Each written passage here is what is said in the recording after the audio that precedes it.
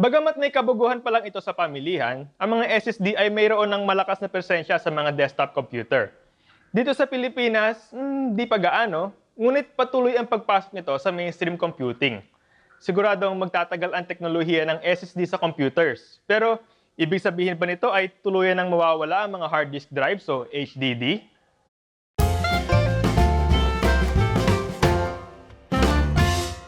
Western Digital has all the right kinds of hard drives for you, from home desktops to enterprise-grade servers. Click here or the link in the description below for more info.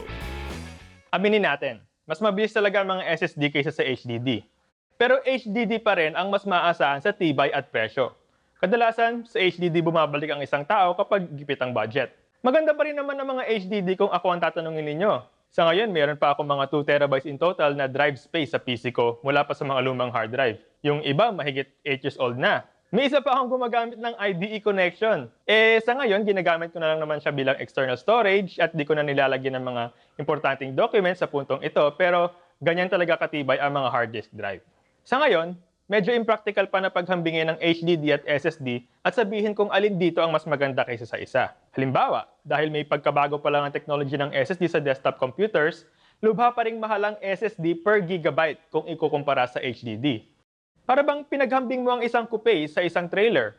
Hindi naman talaga lamang ang isa laban sa isa, magkaiba lang talaga ang kanilang layunin. Sige, magmula tayo sa paghahalin tulad na yon. Ang HDD ay isang trailer truck at ang SSD naman ay isang coupe. Higante ang mga trailer truck. Malaki, mabigat, pero ang pangunahing design nito ay magdala ng mabibigat na gamit. Ang mga coupe naman ay mas maliit at mas matulin, pero kapiranggot lang ang madadala nitong cargo kung ihahambing sa kakayanan ng isang trailer truck. Ngayon, kunyari may isang pamilyang lilipat ang tirahan, tapos mayroon sila nitong 2 sasakyan. Alin sa mga ito magdadala ng karamihan ng kanilang mga gamit? Siyempre ang trailer truck. Mas maraming mailalagay dito na gamit at mas matatag ito. At syempre naman, hindi mo naman tutugtugin yung grand piano niya, di ba, habang bumabiyahe, kaya ilalagay mo siya doon sa trailer truck. At saan naman sasakay yung pamilya? Siyempre doon sa coupe. Mas mabilis ito, mas komportable, at pwede pa nilang unahan yung trailer truck papunta sa kanilang bagong bahay at hintayin na lang ito dumating maya-maya. Sa ngayon, ang pinakamainam na kombinasyon para sa mga desktop PCs, pati na rin sa mga laptop, ay magkaroon ng parehong HDD at SSD. Ang magandang setup ay ang operating system mo at iba pang mga program ay naka-install sa SSD, habang ang lahat ng files mo ay nakalagay sa HDD. Bali ganito yan. Ang mga SSD ay mas mabilis gumana kaysa sa mga HDD dahil gumagamit ito ng flash memory na madaling mag-access ng data at any given time. Ang mga HDD naman ay gumagamit ng disks sa pag-record ng data. Oo, disks tulad ng mga DVD, pero mas siksik ito at mas matibay. At headers ang ginagamit nito upang i-access ang data sa loob na pumipitik back and forth kung nasaan ang posisyon ng data sa disk. Kailangan pang umikot ang mga disk na ito at hanapin ng header ang lokasyon ng eksaktong data sa disk, kaya ang sistemang ito ay may kabagalan. Kung ang operating system mo ay nasa isang SSD, mas mabilis maglo-load ang PC mo dahil instantaneous ang pag-access ng data nito, habang ang mga files na bihira mong ginagamit tulad ng mga movies at music ay nakatambay sa iyong HDD. Hindi gaya ng nag-iisang HDD lang ang gamit mo kung saan nagpapatakbo na ito ng program at sabay na hinahanap nito kung saan nakalagay ang paboritong tugtog mo. Mas matatagalan talaga ito. Para bang nagluluto ka ng isang kamay lang ang gamit, kailangan mong bitawan ang una mong ginagawa para lang matugunan yung kasunod. Kaysa sa 2 kamay ang gamit mo, naggigisa na ng bawang yung dominant hand mo, yung mas mabilis, habang yung isa naman ay kinukuha na yung paminta. Pero kung hindi mo pa rin talaga kayang bumili ng SSD dahil sa presyo, ang 2 HDD ay kasing bisa ring gagana. Ang operating system mo ay hindi naman kakain ng humigit kumulang 30 gigabytes.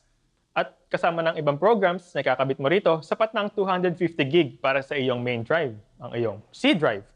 Habang may isa ka pang mas malaking hard drive para sa lahat ng files mo. Isa sa pinakamagandang hard disk drives ngayon ay ang Western Digital Black na drive, o WD Black. Kilala ito sa mga enthusiasts, gamers, mga photographers, video editors, at iba pa. Dahil ang storage capacity nito ay aabot hanggang 6 terabytes. May malaking cache size at may dual-core processor sa loob para mas mabilis ang pag-process nito ng data, lalo na sa pagbasa at pagsulat ng malakihang files. Ang mga video editor tulad ko ay may minimum na 3 drives. Isa para lang sa OS, video editing software at iba pang mga programs. Isa para lamang sa mga assets, ibig sabihin mga graphics, photos, and videos. at isa pa para lamang sa render output.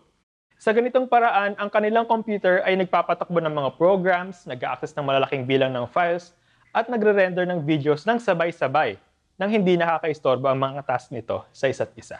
Sa ngayon, mahirap talaga sabihin kung sino ang panalo sa SSD laban sa HDD, pero dahil nandirito sila pareho, mapapakinabangan naman natin ito ng sabay para sa ikabubuti ng buong mundo, STA ikabubuti ng PC natin.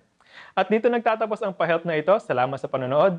Kayo ba, ano ang setup ng storage sa PC ninyo ngayon? O may naiisip ba kayong sariling storage setup para sa PC ninyo? I-share ninyo ito sa comments sa baba. Ako si Jess. Hanggang sa muli.